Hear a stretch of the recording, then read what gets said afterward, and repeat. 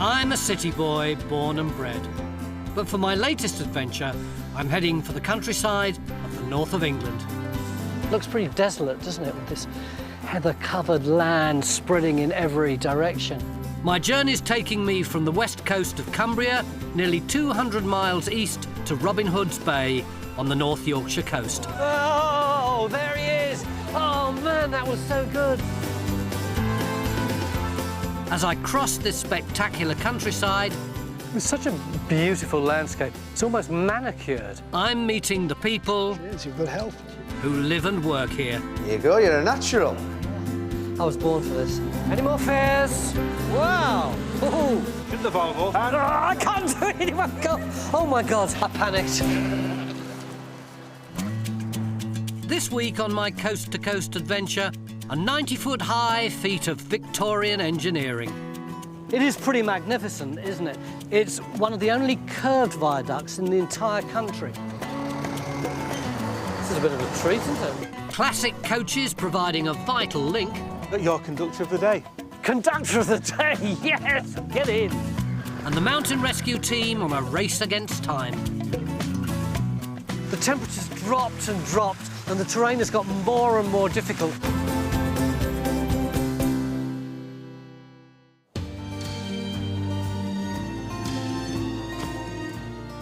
I've left the beauty of the Lake District behind me, and for the next stage of my coast-to-coast adventure, I'm heading into the Eden Valley, and beyond that, the Pennines. At nearly 200 miles long, the coast-to-coast route straddles the north of England across 3 national parks. But I'm stepping off the more well-trodden routes, creating my own coast-to-coast adventure. I'm about 60 miles in, and for this leg, I'm starting at Great Asby Scar, heading into the Yorkshire Dales and finishing at the tiny hamlet of Keld. Here we go.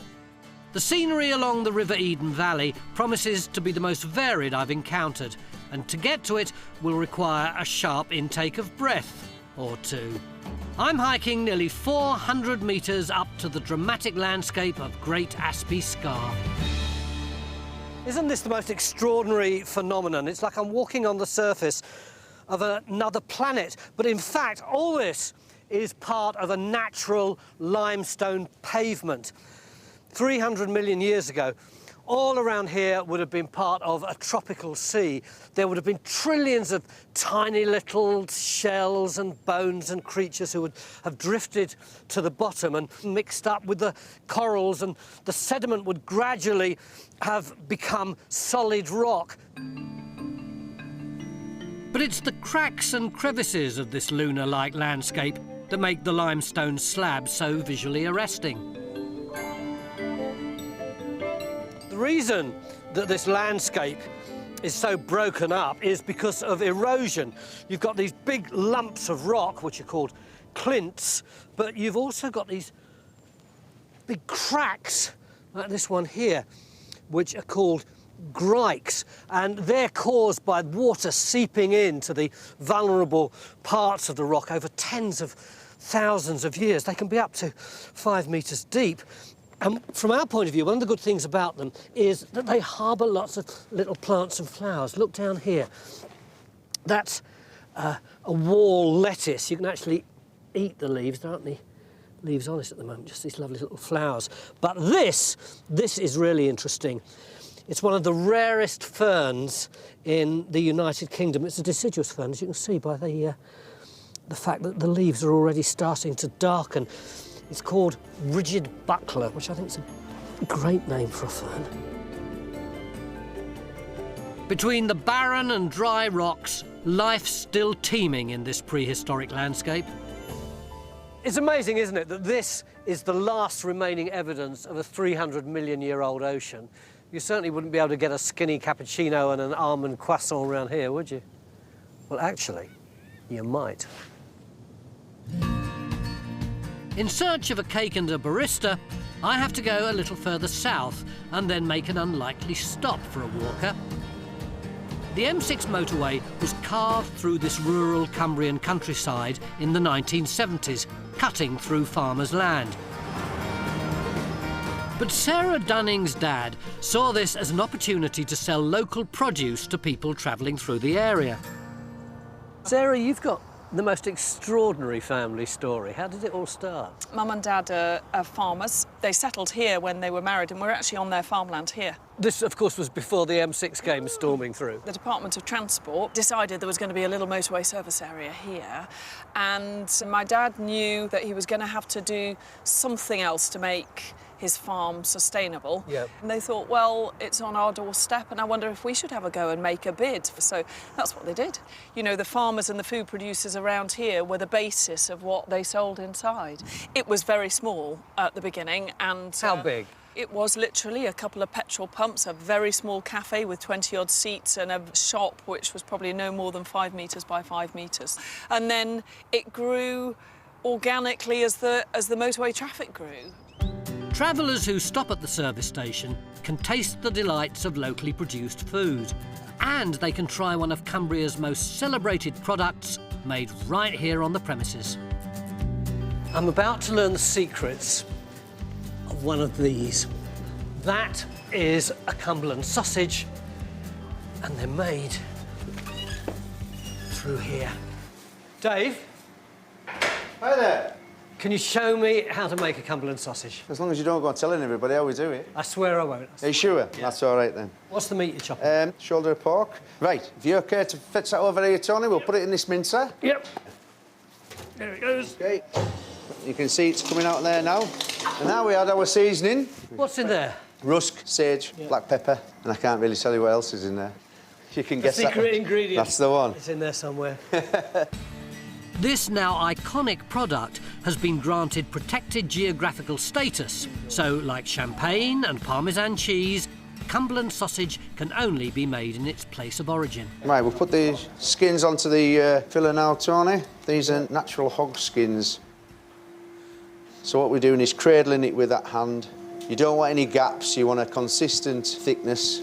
Right, Tony, you feel confident to have a go? I'll have a go, yeah. Right, so you just support it with that hand. Support its weight. Yeah, just cradle it. Yeah. Oh, it's going too fast. Yeah. So you need your fingers just Just tickling it. Just tickling it, sir. Yeah. Tickling a trout. Yeah. There you go, you're a natural. Oh, yeah. I was born for this. I got a bulge then. Oh, yeah, a little bulge, but it's your maiden voyage, Tony. We'll I could do accept this that. all day. Whoa! Oh, stop, no, stop, I've stop. got a split. Oh, has anyone got a bandage? So you've created a Cumberland sausage. So if you will, we'll just put it into a ring. Yeah, that's it. It's like a Catherine wheel, isn't it? I tell you what, this is a very big Cumberland sausage. You won't need many chips with that one, Tony. There you are, boy. I've got my sausage in a bun. I'll eat it on the bus. I'm crossing the north of England on my coast-to-coast adventure. I've now travelled 70 miles from the west coast of Cumbria and reached the village of Ravenstonedale in the Eden Valley. I could do with a lift to my next destination, and luckily there's a bus depot on the edge of the village, but it's certainly not what I expected. I haven't seen buses like these in over 50 years. Anthony Hamer has turned his passion into a business. Oh, Anthony, that is such a beautiful coach. Yes, this is Florence. Have they all got names? They've all got names, yes. They're all like part of the family. What about this one, Peter? Originally from Bamber Bridge, near Preston. It used to go to the Leyland Motor Works in its heyday with the workers that were making the Leyland buses, you know. And what about those two? And those two, that's Daisy and Lawrence. Daisy worked in North Wales as a seaside bus, and Lawrence worked down around Manchester as a long-distance luxury coach. Cumbria Classic Coaches is home to a fleet of vintage buses. They provide a vital transport link for rural communities, as well as a trip down memory lane for their passengers. Can I have a sit in one? Of course you can, absolutely. Fancy sticking my leg in the... Oh, oblige. Oh, it's like climbing Mount Everest, isn't it? Oh, this is amazing. I used to drive a coach that was sort of late 1950s. When I just left drama school, Yes. there was a touring theatre company that went all around the country, and they got this old coach, and they got nobody to drive it. And I got a backhander of £2 a week to drive something like this. I used to be knackered. All that double declutching and heaving the steering wheel around. When we got to the show at the end of the day, I used to have to go and have a lie down. I was so knackered. For an hour I would be there before I got my costume on. But it is wonderful, isn't it? Oh, they're fabulous. King of the road. It's all done. What now? Let's go and have a look at Harriet. Where's Harriet? Over there. With a 9.8-litre engine and a top speed of 40 miles per hour, this lovely 1954 model is one of only 2 left in existence, almost completely in their original condition. Who's driving today? I'm driving today, yes. So what'll I be doing? You're conductor of the day. Conductor of the day, yes! Get in! This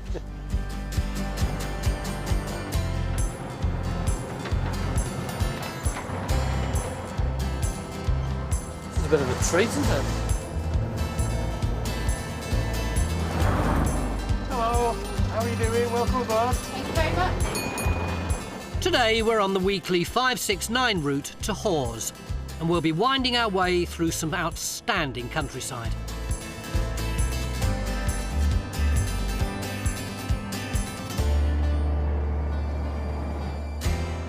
The Hobbs family are on holiday in the area.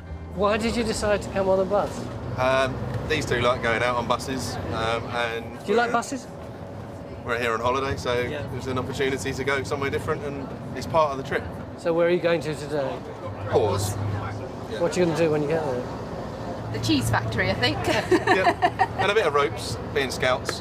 So we're going to go to the rope museum place there as well. So you might be able to do a bit of knotting this afternoon. Yeah, we'll give them a go.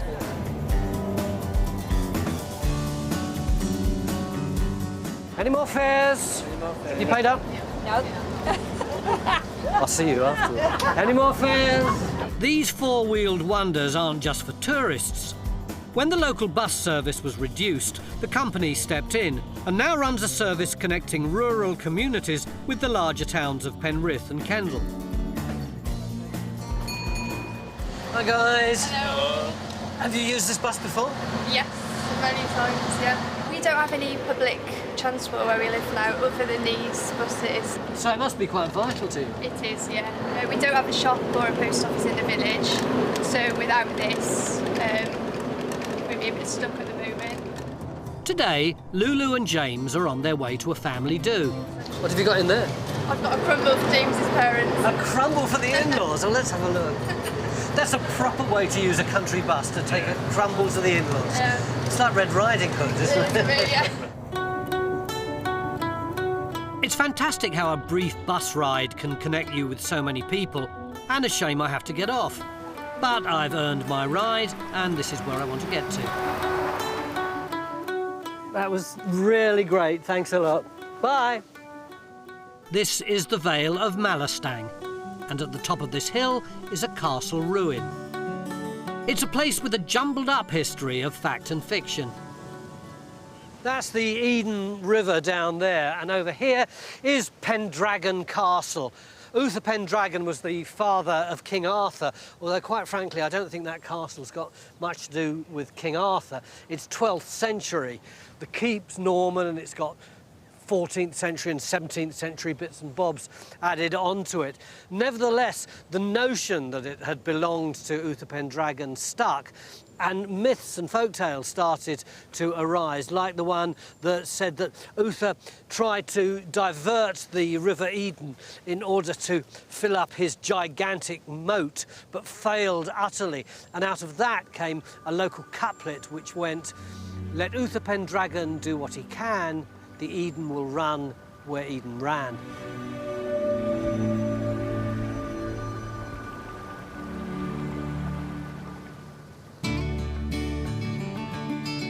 Leaving the River Eden and a local legend behind, it's time to get back to the present. I'm travelling to the village of Clifton near Penrith to discover how resourceful businesses have to be to survive here today. Abbott's Lodge Farm is producing premium products using ultra-modern technology. Hi, Stephen. Hi, Tony.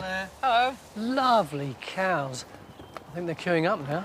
Yeah, I think it's about time we should go and milk some cows. Come on then. Stephen and Claire Bland are tenant farmers with a herd of 300 Jersey cows, and milking time is a big job. What are they eating in there? It's concentrate feed, and the collars identify the cow. Each of Stephen's cows wears a collar fitted with a unique chip. During milking, the computer monitors the amount and quality of the milk.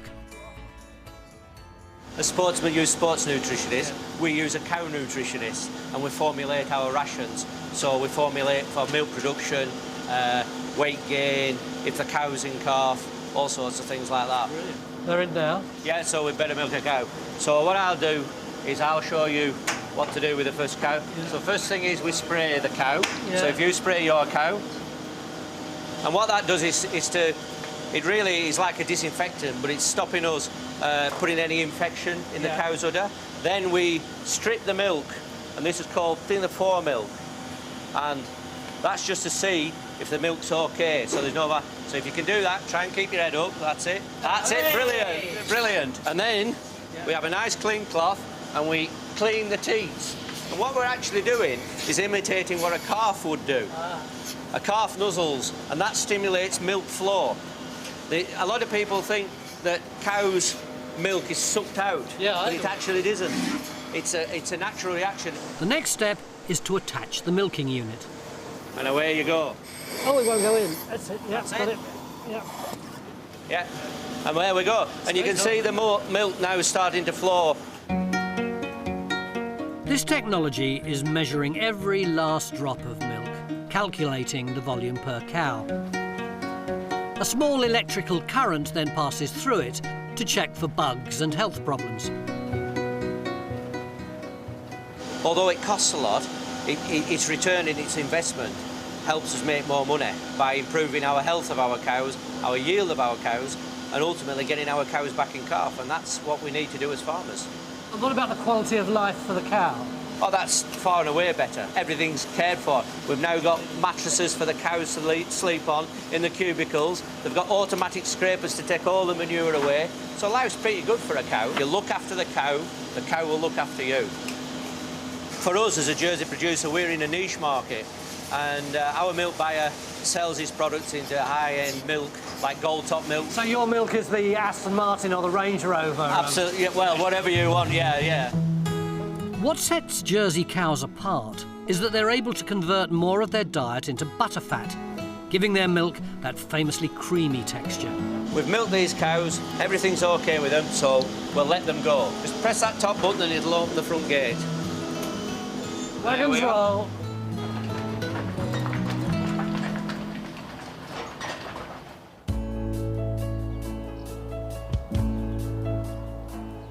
We were just discussing some of the technology around farming, and suddenly somebody goes, a cow's given birth, a cow's given birth.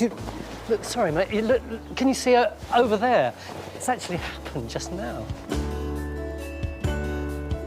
Look at this down here. Isn't that the cutest thing you've ever seen? And I can tell now from here it's a girl. So what does this mean to you? In 2 years' time, believe it or not, this will be giving birth, hopefully to another heifer calf, to carry on the dynasty and producing quality milk. Well, good luck, mate. Have a lovely life. Well, that was a nice surprise. And this is what all farming's about. And there you are, it's trying to get up to have its first milk colostrum. Oh, sweetheart. There you are. Nearly its first steps in life. What a great moment. That gives me a buzz, that. And me.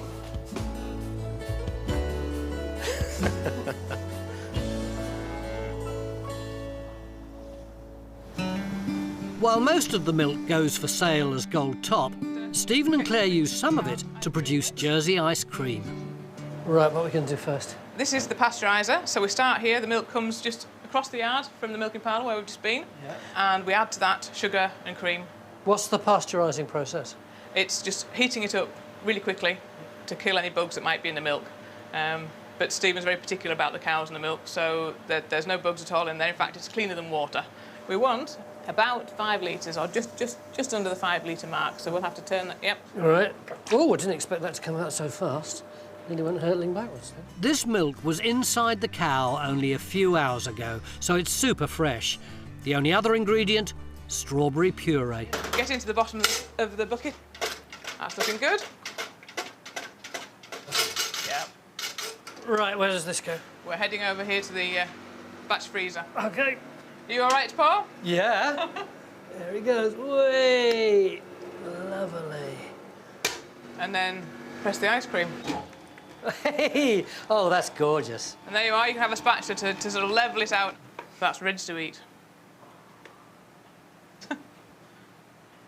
We'll make some nice patterns in the top. There we go. Ice cream. A la Tony. Shall I clean this? If you like. Good. That's not bad at all. That's not bad, is it? Next, I'm on top of the world. From the distance, they look like voices from across the millennia. And I meet the next generation of sheepdogs. I could train this one up, you know. Well, that one is still available. Oh, really?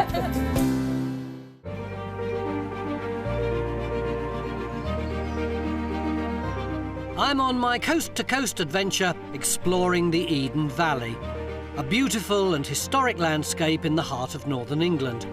And I'm headed to the centre of its industrial heritage. Smardale Gill is a steep-sided valley with an important past. This is Smardale Gill Viaduct, built in 1861. It is pretty magnificent, isn't it? It's one of the only curved viaducts in the entire country. In its heyday, it was carrying 1 million tonnes of coke every year from the northeast to Barrow-in-Furness for iron and steel production. At 90 feet high, the 14 arches of the viaduct cross the steep sides of this narrow valley. Viaducts were key to the Industrial Revolution in the UK, enabling the development of railways through challenging landscapes like this. The viaduct was built by Sir Thomas Bouch, a Cumbrian engineer, as part of the South Durham and Lancashire Railway. In use for just over a century, the line closed in 1962. It's now been restored and given a Grade 2 listing to ensure its preservation. There's another tribute to the Industrial Revolution right here. This may look like an ancient Greek rampart, but it's actually a lime kiln, and they used to shovel the lime out here, put it in the trucks, and then send it down the tracks to Barrow.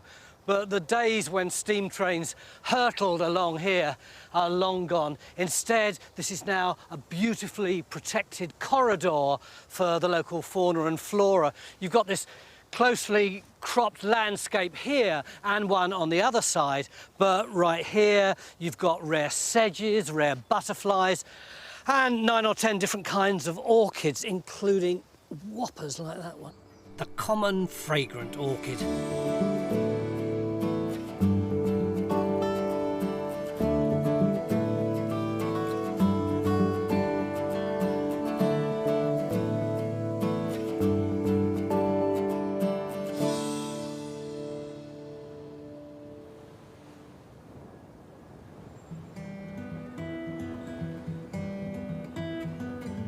Many families in this part of Cumbria live and breathe farming, with over 30 sheep farms in the area. It's a labour-intensive job, but farmers often have a four-legged friend to give them a helping hand. 26-year-old Joanne Bentham has been training border collies for around 10 years, and today I'm getting a masterclass in working with these canine colleagues. Bye. Hi, Joanne. I'll do. What's the name of the dog? Fair. Come here, good lass. Lie there. Hello, mate. Hello. You're beautiful, aren't you? So intelligent. And are they a particularly smart dog, do you think? One of the smartest breeds.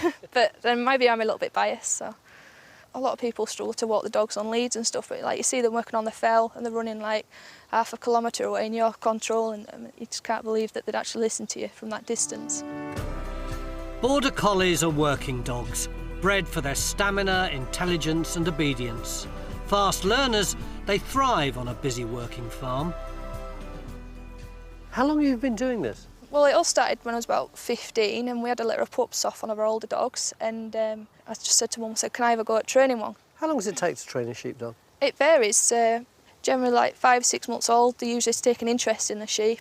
18 months, 2 years old is when most dogs are getting there with the training, but most people say they hit the peak when they're like 3 or 4. The modern Border Collie breed descends from one dog named Old Hemp, bred in Northumberland in the late 19th century. Old Hemp fathered over 200 puppies before he died in 1903, securing the breed a future on British farms. What do you think makes a good sheepdog? They've got to have a good attention span. They need to be keen for the sheep. So like you see Faye's just like always got an eye on the sheep, and they all want to be willing to please you as well, because if she wants to please me, she'll like do what I say. With Joanne's training and skill at handling sheepdogs, she's got complete control over what the dogs are doing. She makes it look easy, but how will I fare asking Faye to round up these sheep? What are the commands? If you want to go to the right, it's away. Away. If you want to go to the left, come by. Come by. And it's sit down to stop her. It's basically 3 things. Basically, yeah. Faye! Away, Faye! Away! Away! Should I set her off for you? No, I'm going to do this. Faye! Faye! Away, Faye! Oh. Away, Faye! The dog's obviously shy. I've never had this trouble before. I'll get her started if you like, and then we'll see how she does when we get Oh, all closer. right, you get them started. Away. Oh, look! Away. Come by's... Left, yeah. Come by, come by! Oh, there you go, you've got her. Come by! Good girl. Get her to stop. Sit. Sit. Away that way. Come by, come by. Nearly there. Well, I thought that was pretty good, one way and another. Faye's a hard-working sheepdog, so it's no surprise that she's in demand for breeding. Just 3 weeks ago, she gave birth to a litter of 10 adorable puppies. Faye, lie there. Lie there. Oh. They are magnificently cute. Are we allowed to pick one up? Yeah, I'll get you one. Come on then.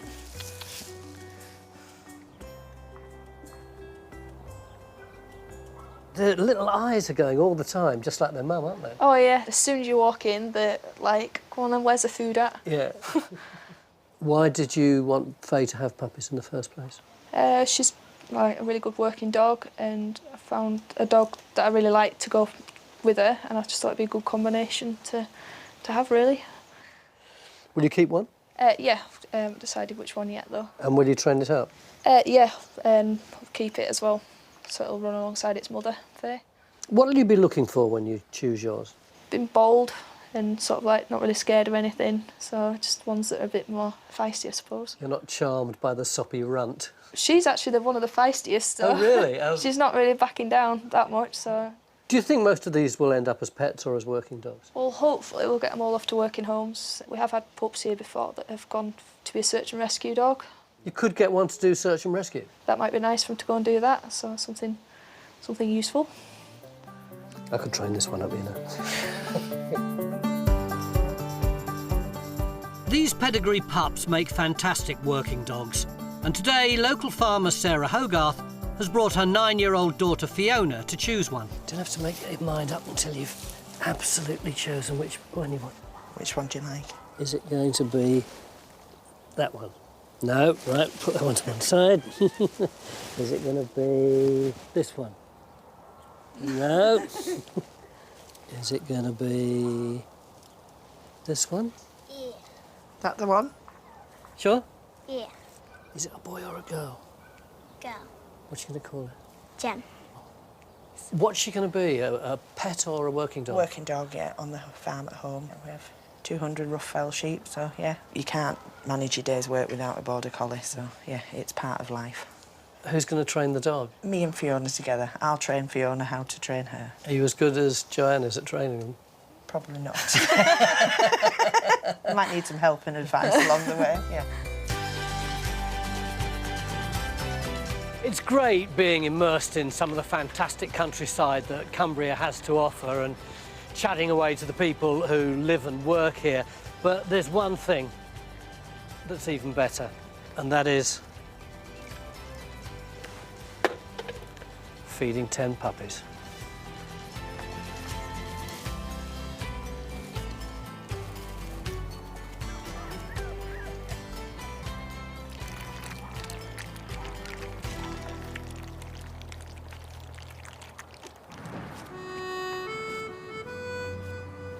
A new day dawns, and as I tramp away from the gentle farmland towards the fells, the weather is on the turn, and it's head down into the rain as I make a steep ascent.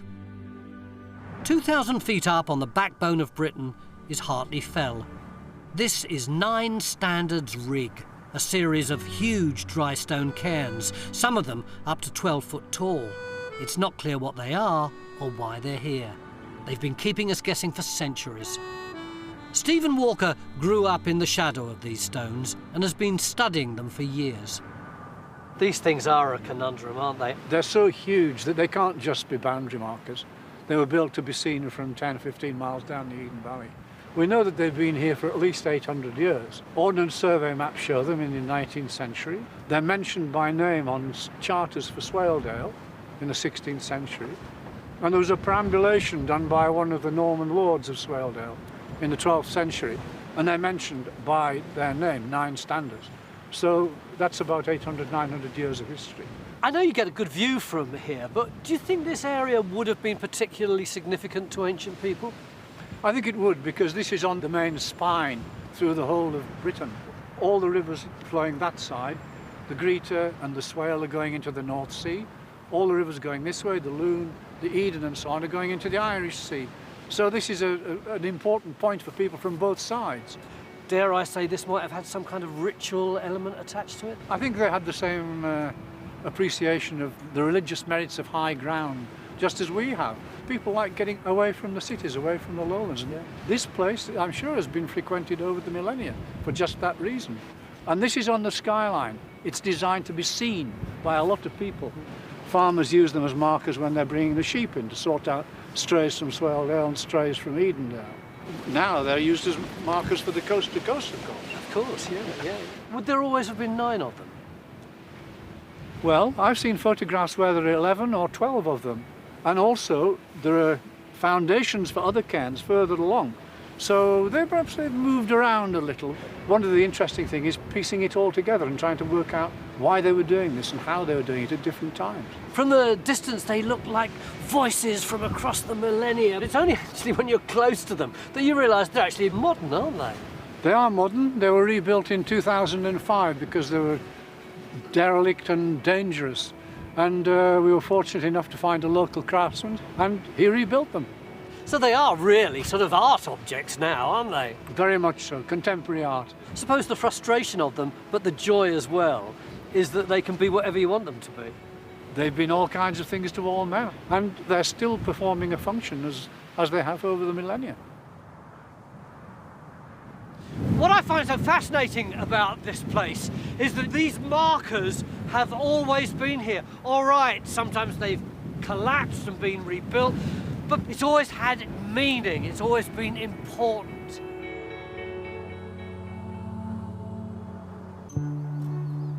I'm on my coast-to-coast adventure, and I've come down from 9 Standards Rig into the nearby town of Kirby Stephen. It seems extraordinary to me that even after 300 years of industrialisation, you can still find little towns like Kirby Stephen, where you walk straight out of the countryside into the town without any suburbs, industrial units or parking lots.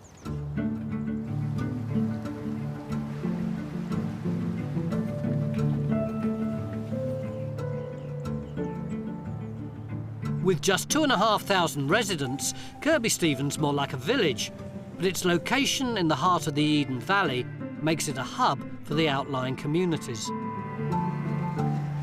Which one are you supposed to put the money in? It's a quiet town full of rural charm. do you do of an evening in a place like Kirby Stephen? Well, some people play it really hardcore, and I'm about to join them. I'm joining Kirby Stephen Mountain Rescue Team on a training exercise, but it's not in the classroom. Hiya. Hello, Tony. My name's Adrian. Nice to meet you. Hi there. Hi, guys. Hi. Even though it's just a practice, taking it seriously allows the team to really test their response to a call-out. A call from the police that they've heard from a party of geologists and 2 have injured themselves in the gill up on 9 standards rig somewhere. It will be a little bit of a search to do when we get up there.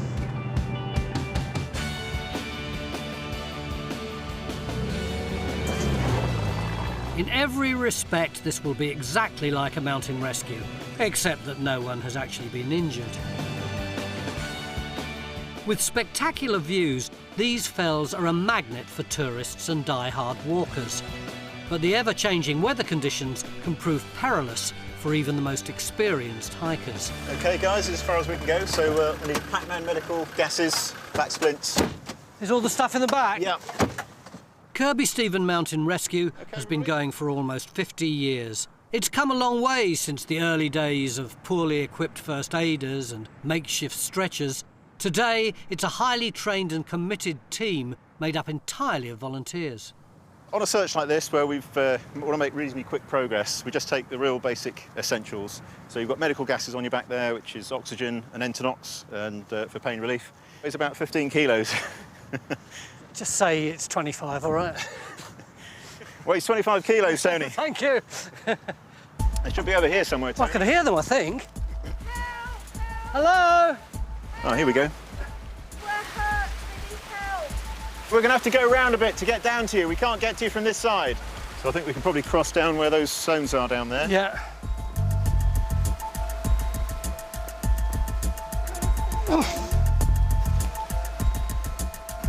Hiya. Hello. Kirby Stephen Mountain Rescue. You guys need some help, yeah? Okay, how did you do this? Where did you fall from? What sort of height? Just over there. Yeah. Just over these rocks here? Yeah. What we're putting the drop and twisted and Yeah. And I tried grabbing her and... Okay, have you got some pain then? Yeah, I've got pain in my arm. Yeah. Okay, Kath. We've got Chris and Jill here. I'll hand over to you. Adrian, why did you pass the baton on to Kath rather than doing it yourself? As party leader, I'd now take charge of the site. I'm site manager now. I'd wait for her to tell me what we need, and I'll radio that through to the rest of the team to start bringing gear up. What's happening, Kath? I'm just checking with Chris what's actually happened. Is there any reason medically this may have happened? She does look pretty cold. She is quite cold. If we could get the shelter, Adrian, if you could bring the shelter over, we'll put it over everybody and keep them warm. With the temperature starting to drop, this shelter's essential to protect the patient. We've got 2 casualties down here, so we could do with another casualty carer and buddy down as soon as possible, over. Yeah, copy that, over. Hello? Hello? We've got a stretcher coming. Excellent. Could you ask for another buffalo bag or something to keep Jill warm? Can we have another buffalo bag or something else to keep her warm?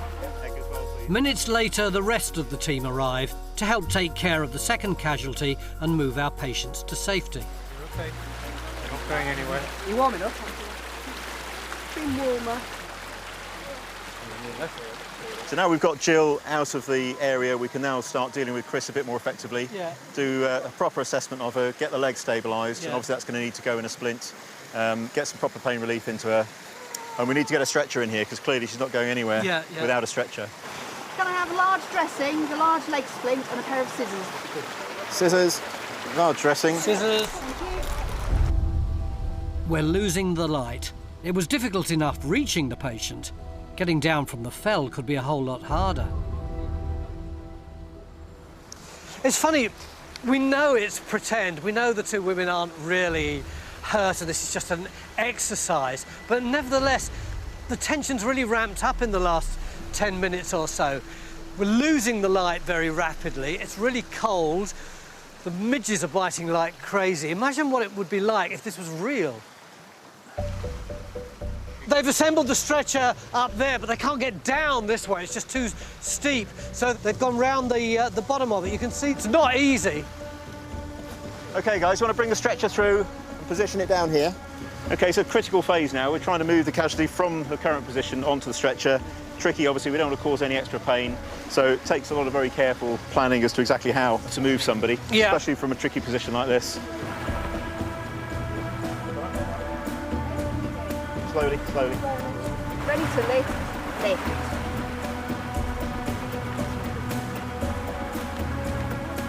Then you just find that Chris will wrap you in a small one back to the floor. Too steep to go up the side, so we'll go most logical route, which is down the beck. We've got some tricky ground to go over here with the rocks and boulders, some loose scree. That's going to be a bit difficult. You just assume that these are all full-time members of the emergency services, but they're volunteers, aren't they? Yeah, we're all volunteers. Nobody gets paid in mountain rescue in England and Wales. And we've got a right collection of people, you know, company directors, teachers, we've got a builder here with Jason, shopkeeper Grant, Steve there's got a fire safety installation business, gamekeeper down the end there, all sorts. Ready to lift, lift.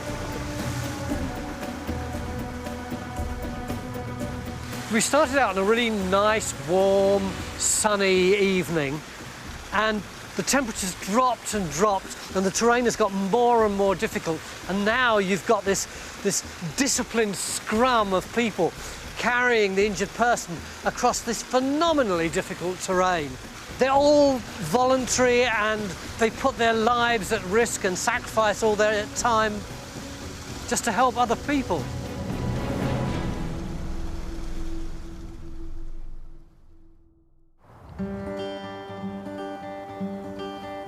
I've reached the end of this leg of my journey, marked by crossing the only county boundary on the trip, and I'm now halfway through my coast-to-coast trek.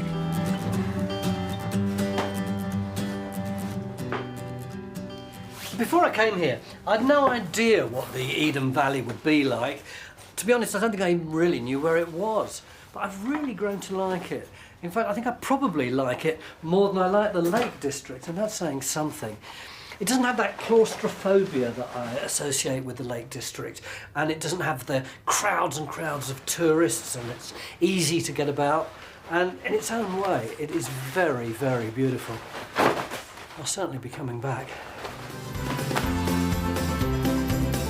Next week, I'm in the stunning Yorkshire Dales. I'm off to market, where a farmer bravely lets me do his bidding. A quick march to the most unlikely of places to discover a wildlife sanctuary. Oh! And the colourful heather moorland's hardest workers. It's like I'm walking down a street full of factories, right in the middle of the Yorkshire Dales.